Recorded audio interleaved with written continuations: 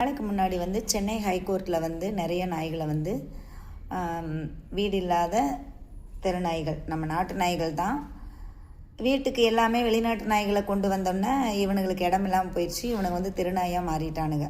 சரிங்களா? அப்போ அந்த தெருநாய்கள் தெருவுலையும் இருக்கக்கூடாது.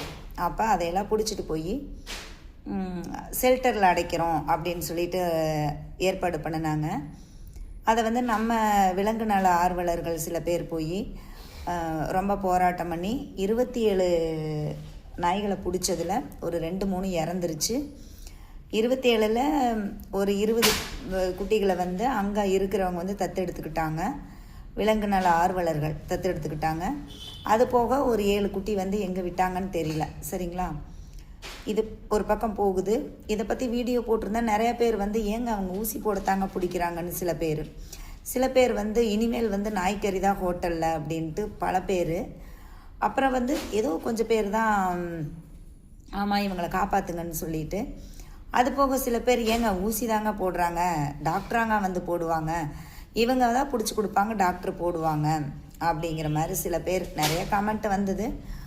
சரிங்களா? இப்போ நான் கேட்குறேன், நீங்கள் எல்லாம் என்ன நினச்சிக்கிறீங்க?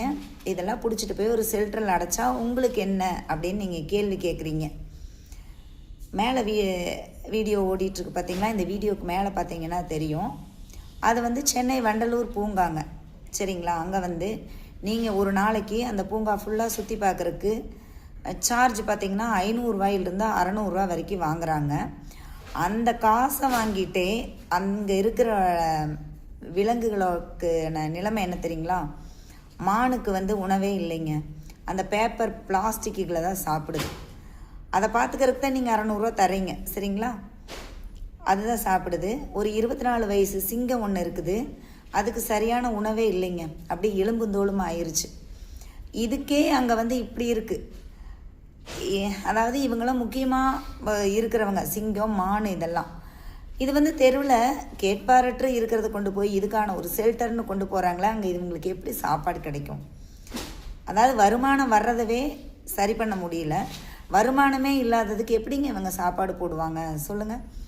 அதாவது மக்களுடைய கவனத்தை திசை திருப்புறாங்க அப்படின்னு கூட புரியாத மக்களாக இருக்கிறீங்க. உங்களுக்கு என்ன வேணும்? கடைசியில் ஒரு வீடியோ போட்டிருப்போம் பார்த்தீங்களா? குப்பை குளமாக இருக்குது, அதெல்லாம் எங்களுக்கு இருக்கக்கூடாதுன்னு சொல்லி போராடுங்க, அதுதான் நமக்கு வேணும். அதையெல்லாம் விட்டுடுறீங்க. ஒன்றுக்குமே இல்லாமல் இப்போ இந்த நாயை கையில் எடுத்துக்கிறீங்க. இது முதல்வன் படம் பார்த்தீங்களா? அந்த கதை தான் நடந்துட்டுருக்கு. விழிச்சுக்குங்க கொஞ்சமாவது. நம்மளும் வாழ்வோம், நம்ம கூட இருக்கிற இந்த ஜீவன்களையும் வாழ வைப்போம். சரிங்களா?